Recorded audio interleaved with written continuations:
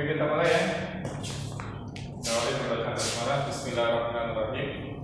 Baik, problem set 1 ya.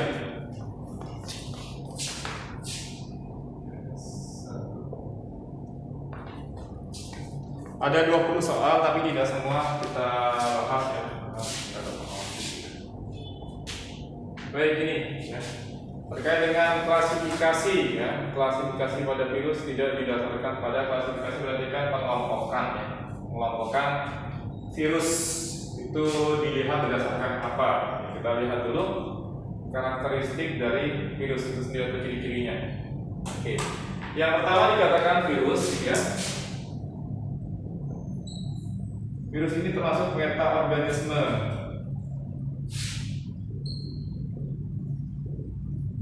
Maksudnya metaorganisme dia bukan organisme sejati gitu ya. Kenapa? Karena dia memiliki dua ciri kan. Dikatakan sebagai makhluk hidup atau dikatakan sebagai benda mati dia. Itu yang disebut dengan metaorganisme ya. Ciri sebagai makhluk hidup. Ciri dia sebagai makhluk hidup karena dia bisa bereproduksi.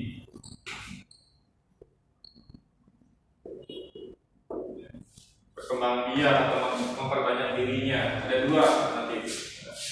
Ada namanya siklus litik, kemudian ada siklus lisogenik. Ya. Ini kita bahas apa sih bedanya ataupun di review lagi ya, diingat kembali ya. Kemudian dia hidupnya parasit obligat intraseluler ya. Hidup parasit artinya dia sifatnya merugikan, obligat mutlak ya, intraseluler di dalam sel. Jadi dia sifat parasitnya harus di dalam sel organisme yang lain atau sel inangnya. Kalau dia di luar sel inangnya maka sifat dia tidak parasit ya. Kayak di udara ini ada juga virus tapi sifatnya tidak parasit. Kemudian yang selanjutnya ciri dia sebagai makhluk hidup dikatakan dia memiliki materi genetik.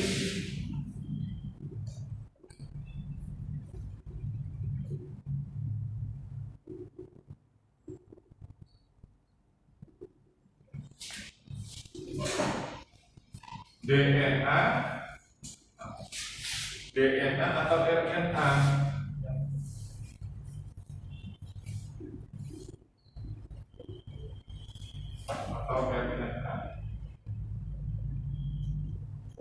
Deoksinukleik asid atau asam deoksinribonukleik, RNA ribonukleik asid atau asam ribonukleik ya. Ini ciri virus sebagai makhluk hidup ya. Kemudian ciri dia sebagai benda mati atau makhluk tak hidup. Makhluk tak hidup. Ciri dia sebagai makhluk tak hidup pertama dikatakan dia tidak melakukan metabolisme ya. Tidak bermetabolisme.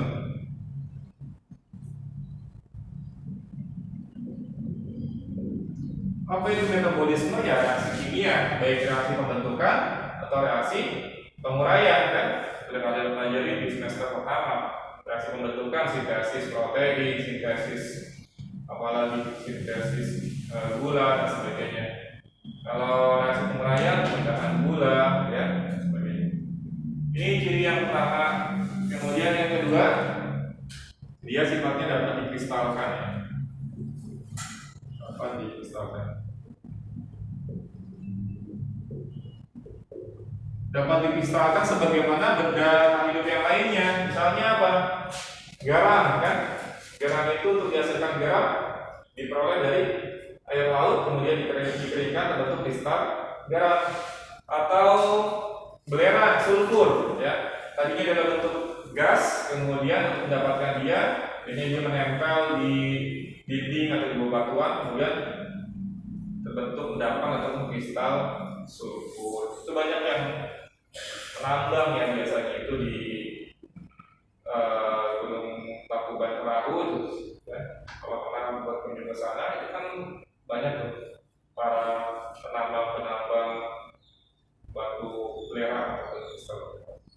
Oke, ini ciri dia sebagai makhluk hidup ya.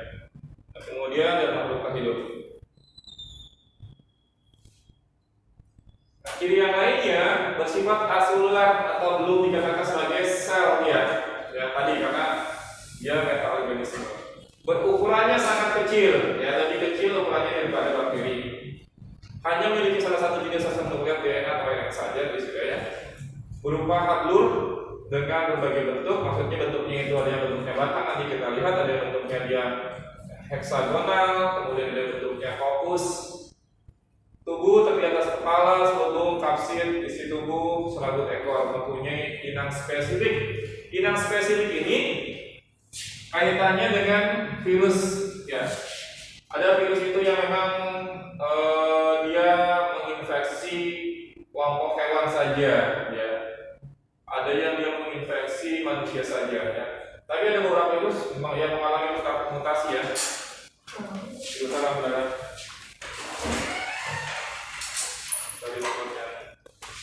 Mengalami mutasi yang tadinya itu hanya menginfeksi hewan sampai akhirnya bisa menginfeksi manusia. Contohnya virus flu burung. Tadinya H1N1 kemudian bermutasi menjadi H5N1. Itu termasuk virus ya yang dia bermutasi. Katakan ini spesifik. Nah, ini yang kita maksud tadi ya, bentuk morfologinya. Ada yang bentuknya tabung, kemudian ada heksagonal, ada bentuknya fokus, ada juga yang bentuknya seperti bakteriol atau bentuk T, sebutnya bakteriofag. Nah, ini kaitannya dengan siklus hidupnya ya. Siklus hidupnya ada lisogenik dan juga litik nih. Kalau kalian perhatikan, ini yang siklus hidupnya secara litik, ini yang secara lisogenik. Jelasnya sih siklus hidup.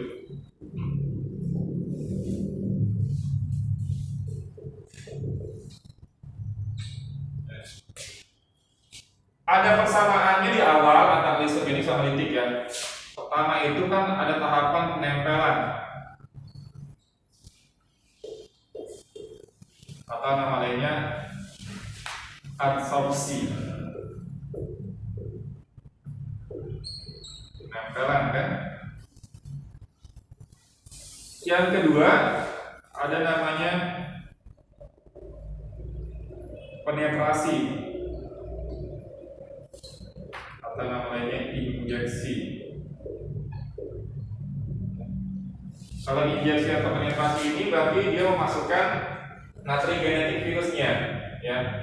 Bisa RNA ataupun DNA dari virus itu dimasukkan ke tubuh inangnya. Nah, kemudian yang membedakan di sini ya. Kita bedakan di sini litik. Ya. Kalau siklus litik, tahapan ketiga adalah tahapan replikasi ya. Penggandaan.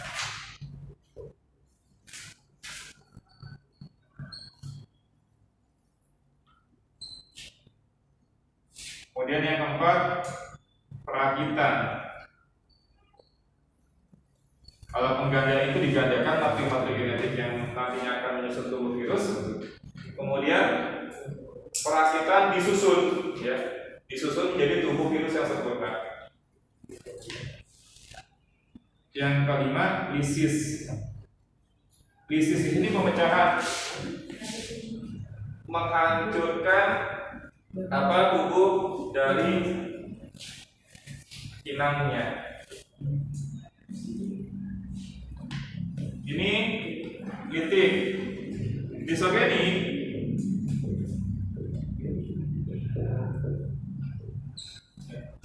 Lisogenik itu setelah penetrasi, penempelan penetrasi, yang ketiga itu bukan replikasi tapi dia penggabungan.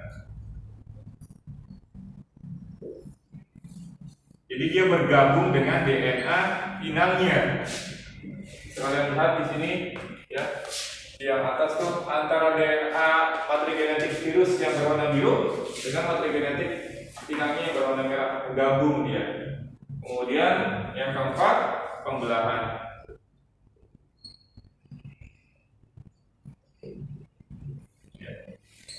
Jadi dia tidak menyebabkan inangnya itu mati.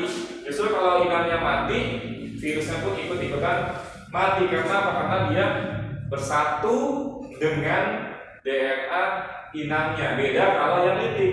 Kalau yang litik itu dia independen ya. Jadi dia sudah terbentuk, sudah rakit ya, terbentuk tubuh virusnya, wujud virusnya, dia menghancurkan, melisiskan tubuh inangnya. Nanti inangnya mati, dia keluar, dia menginfeksi inang yang lainnya. Begitu lagi terulang ya, sampai akhirnya menghancurkan dan seterusnya. Itu bedanya antara siklus litik dengan siklus sebagainya. Ini pengelompokan virus ya, berdasarkan asal nukleatnya ya. Kalau kalian bisa lihat di situ ya, di dalam tabel ini yang paling banyak virus yang asal nukleatnya berupa RNA ya. Misalkan virus yang menyebabkan infeksi usus, polio, salesma ya. Sampai virus yang menyebabkan infeksi pada saluran pernapasan respiratori. Sementara yang termasuk virus yang asal nukleatnya berupa DNA, contohnya itu ada penyakit kutil, herpes, cacar, air dan juga cacar. Sehingga tadi sudah terjawab jawabannya ya, yang bukan klasifikasi virus ya adalah keberadaan kapsid ya. Kalau kapsid itu kan yang melindungi materi genetik ya, itu semua virus punya itu, tidak menjadi pembeda atau pengelompokan virusnya. Kapsid atau kapsomer gitu ya, itu melindungi materi genetik baik DNA ataupun. Baik, itu soal nomor 1. Ada yang ingin tanyakan soal nomor 1?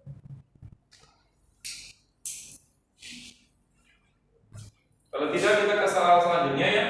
Soal nomor 2. Ini masih membahas tentang virus ya.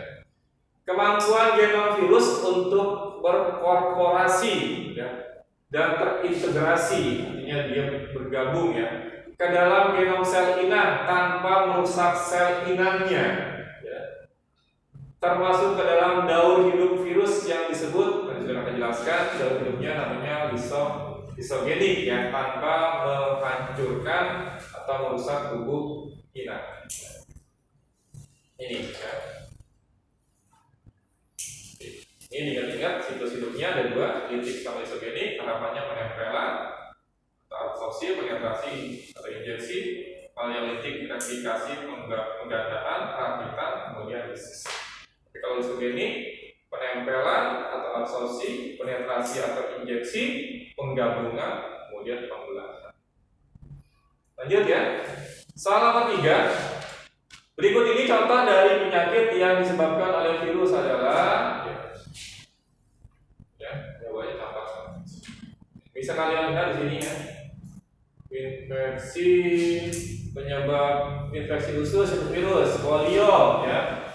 Virus, kemudian infeksi pernapasan dan usus, demam kuning, encephalitis, influenza itu virus ya, gondongan, campak, rabies, meningitis ya, kemudian encephalitis, infeksi respiratori, kutil, herpes, cacar, air dan cacar biasa dan cacar batu itu termasuk oleh virus. Jawabannya A. Kalau kanker itu biasanya disebabkan karena mutasi ya, atau tumor ya, tumor ganas ya. Kanker itu bisa kalau pada kulit misalkan hasil mutasi, terpaparnya radiasi ultraviolet itu bisa menyebabkan kanker kulit. Kalau memang ini kan gangguan pada pencernaan dalam hal ini lambung ya, misalnya diawali karena telah makan, produksi asam lambung HCl yang meningkat, kemudian sampai akhirnya melukai dinding lambung. Kenapa? Antraks kita bahas dulu ya. Tuberkulosis itu bakteri ya, Mycobacterium tuberculosis. Panu oleh jamur. Antraks bakteri. Ada Bacillus anthracis, Ebola virus, kolera bakteri, kemudian rabies oleh virus ya. Ini kaitannya dengan penyakit-penyakit yang disebabkan oleh mikroorganisme, bisa jamur, bisa virus, bisa juga bakteri ya. Ada pertanyaan begini? Oke, kita lanjut ke soal selanjutnya. Telah ditemukan suatu mikroorganisme, mikroorganisme berarti organisme yang banyak kecil. Dengan ciri-ciri pertama, strukturnya uniselular, satu sel ya, tubuhnya hanya tersusun oleh satu sel. Kemudian fotosintetik tanpa plastida, berarti dia bisa membuat makanan sendiri tanpa ada plastida. Kemudian materi genetik tidak dibungkus membran. Materi genetiknya berarti tidak terbungkus oleh membran atau tersebar gitu ya. Dinding sel berbahan peptidoglikan dengan sifatnya planktonik. Planktonik itu artinya di permukaan ya. Kemudian reproduksinya dengan membelah diri. Ciri-ciri tersebut sesuai dengan organisme anggota kelompok. Jawabannya adalah bakteri ya. Kenapa bakteri? Nah, bakteri kita lihat. Dia termasuk kingdom Monera ya, kerajaan Monera. Bakteri itu kerajaan Monera. Ciri utama Monera ya, yaitu dia prokaryotik. Prokaryotik. Prokaryotik itu maksudnya adalah dia memiliki inti tapi belum bermembran ya. Dia intinya tidak sejati atau intinya tidak bermembran. Jadi inti tidak bermembran. Inti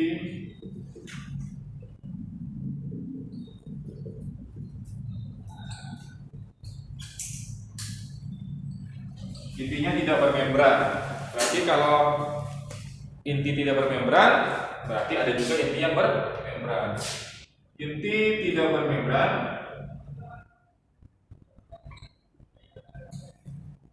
itu disebut namanya nukleoid ya. Inti yang tidak bermembran. Ada inti yang bermembran.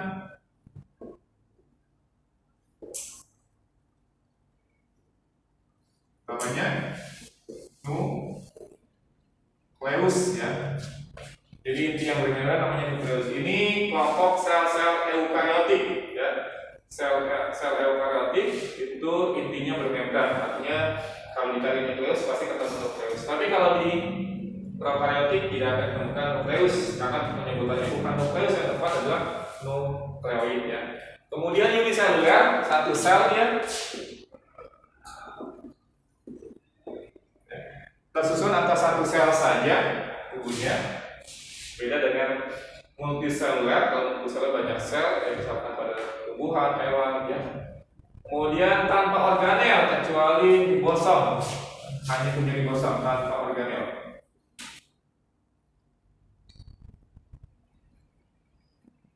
Berarti nggak punya mitokondria, nggak punya kompleks Golgi atau Golgi ya.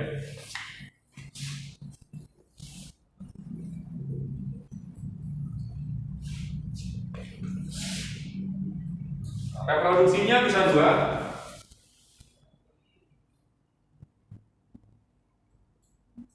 Ada seksual itu ada konjugasi, ada transformasi, kemudian terakhir ada transduksi.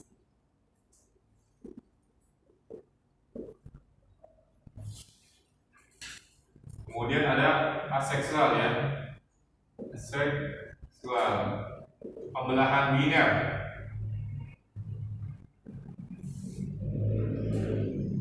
Dari satu menjadi dua, dua menjadi empat dan seterusnya ya. Reproduksinya bisa dua. Kemudian pembagiannya ya, dibagi menjadi dua. Yang pertama ada eubakteria.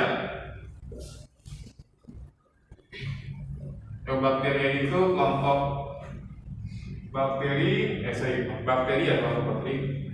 Ada eubakteria di sini kita. Kelompok bakteri ada eubakteria sama cyanobacteria atau cyanobacter kalau situ atau cyanobacter ya, bisa cyanobacter atau cyanobacteria. Ada kelompok Archaea. Ya. Archaea ini disebutnya bakteri primitif atau bakteri yang hidup di lingkungan yang ekstrim.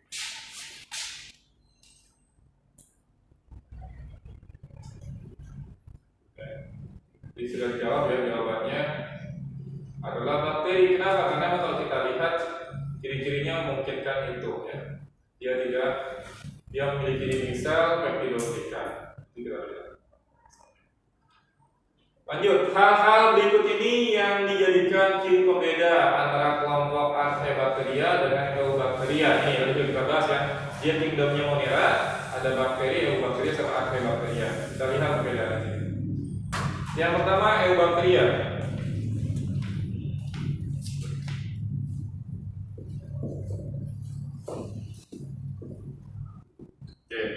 Eubacteria ini pertama dinding selnya mengandung peptidoglika atau mukopolisakarida ya, dinding sel.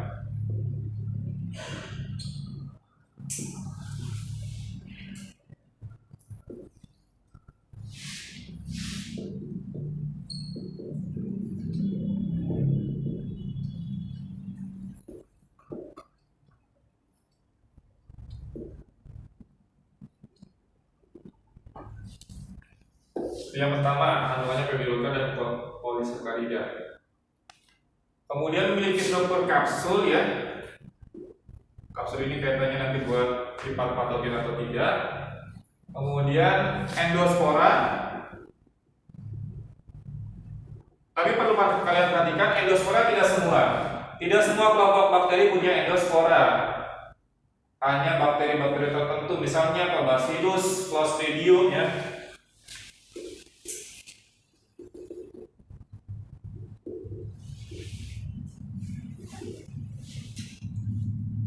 Itu yang bisa menghasilkan endospora. Dan endospora ini bukan termasuk spora reproduksi.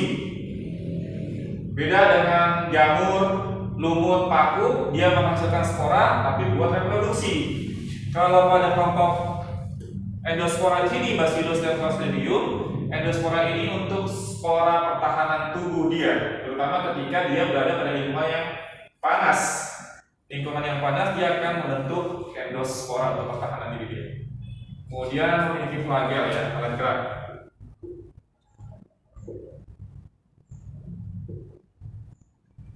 Oke, ini endospora. Kemudian satu lagi Archaebacteria.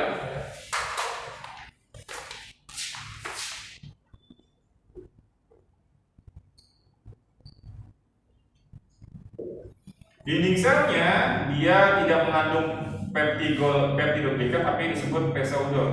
Pseudo itu semu ya, jadi bukan peptidoglika. Menyerupai.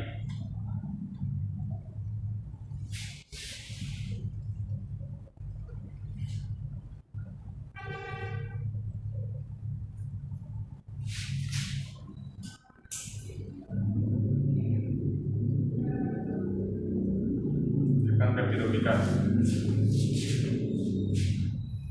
Dan punya kandungan lemak ya, lemak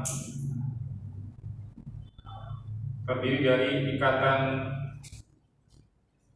steril dan juga isopren.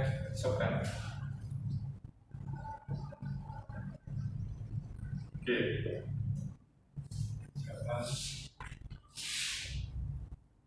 Resisten, resisten ini maksudnya kebal ya. Kalau kelompok bakteri umumnya ketika ada pemberian antibiotik dia akan mati ya. Makanya kalau orang yang sakit dokter meresepkan antibiotik berarti dia kena penyakit disebabkan oleh bakteri ya. Tapi kalau kelompok Archaebakteri ini dia resisten, dia kebal.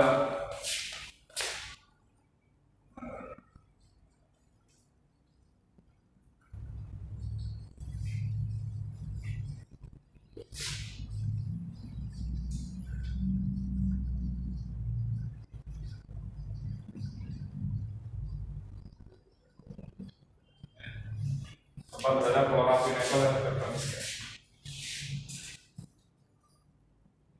Satu lagi ya, hidupnya pada lingkungan ekstrim. Hidup pada lingkungan ekstrim.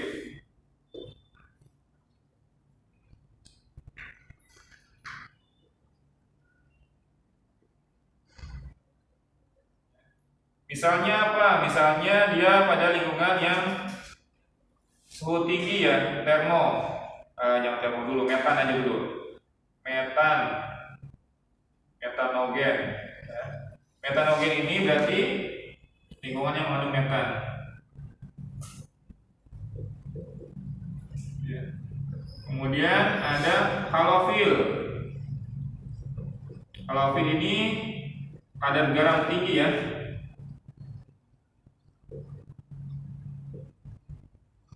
Garam tinggi. Kemudian yang terakhir ada namanya termoasidofil, suhu tinggi dan lingkungannya asam.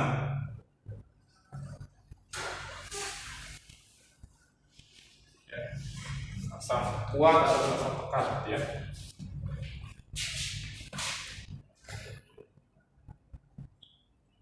Sehingga di sini jawaban yang tepat ya, jenis dinding selnya yang membedakan. Tipe inti selnya sama, membran intinya sama, tidak memiliki membran inti, cara produksi sama, lagi sama. Jadi yang membedakan adalah jenis dinding selnya. Kalau Eubacteria dia mengandung peptidoglikan, kalau Archaea tidak mengandung peptidoglikan.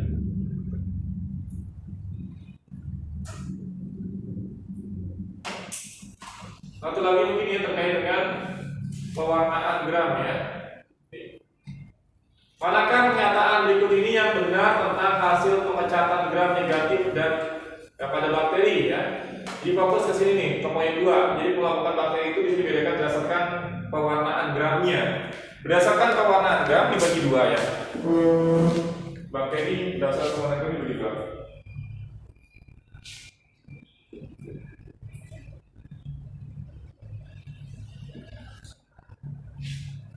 Yang pertama ada namanya gram positif. Tahapannya pertama, bakterinya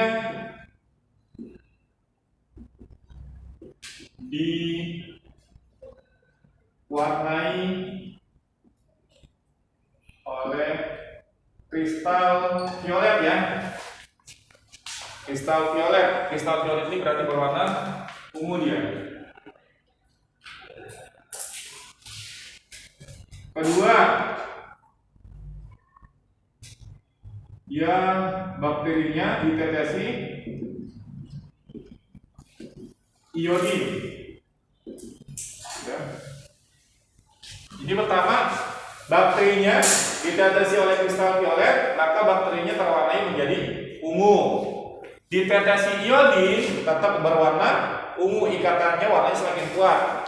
Kemudian yang ketiga, ditetesi alkohol.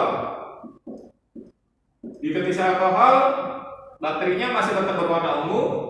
Kemudian yang keempat, ditetesi safranin. Ini berwarna merah, warna yang berwarna merah. Ketika bakterinya ditetesi oleh pewarna safranin, tetap berwarna ungu ya. Hasil bakteri berwarna ungu ya. Ini pewarna gram positif. Jadi gram positif itu bakteri berwarna ungu. Beda kalau gram negatif. Tapi perlakuannya sama. Pertama ditetesi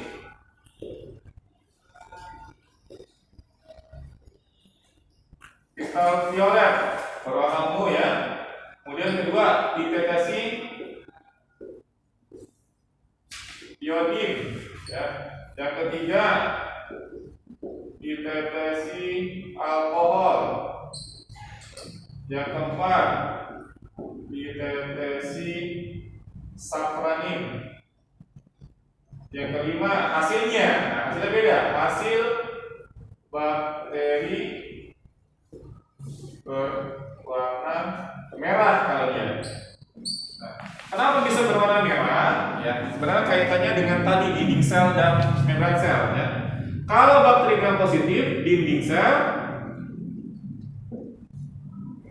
peptidoglikan tebal. Ya, peptidoglikannya tebal dinding selnya. Ya. Membran sel mengandung lemak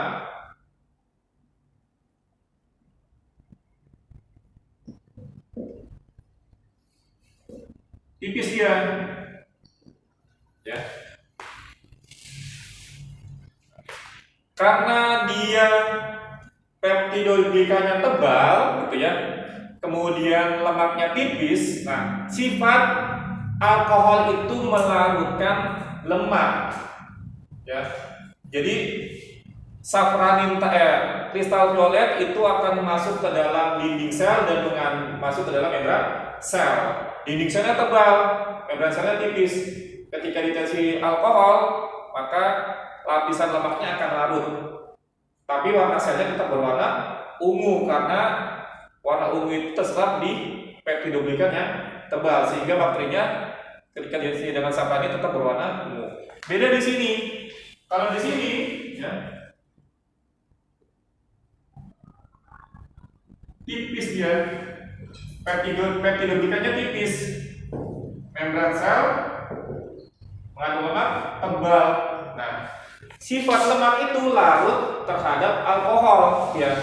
Jadi ketika ditetesi safranin, nah ditetesi kristal violetnya masuk ke dalam dinding sel. Peptidoglikan masuk ke dalam membran sel. Nah, membran selnya tebal dia. Jadi terserap oleh membran selnya lapisan lemaknya itu banyak kristal violetnya. Ketika ditetes alkohol, maka akan larut tuh.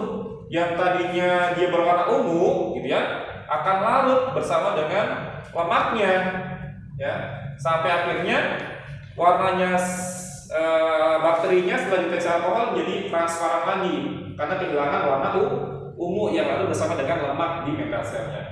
Kemudian ditetesi safranin, masuklah pewarna baru berwarna merah.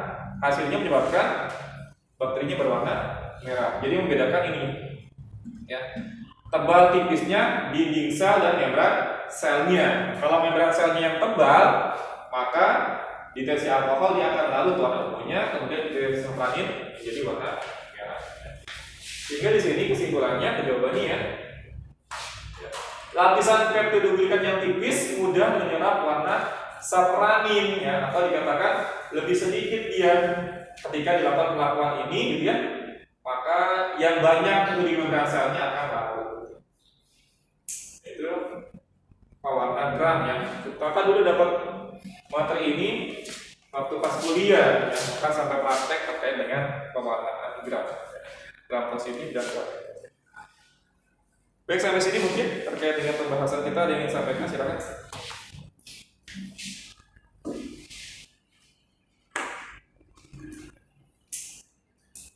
Kakak ingatkan kembali ya, pertemuan minggu depan itu kemungkinannya kalian DO karena jadwal di sini tanggal 15 sampai tanggal berapa tuh 16 itu TO disiapkan.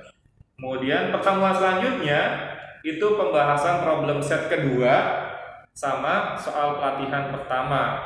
Nah, pesan kakak, problem setnya dikerjakan di rumah yang kedua, sehingga ketika nanti masuk ke kelas tinggal bahas problem setnya, ya.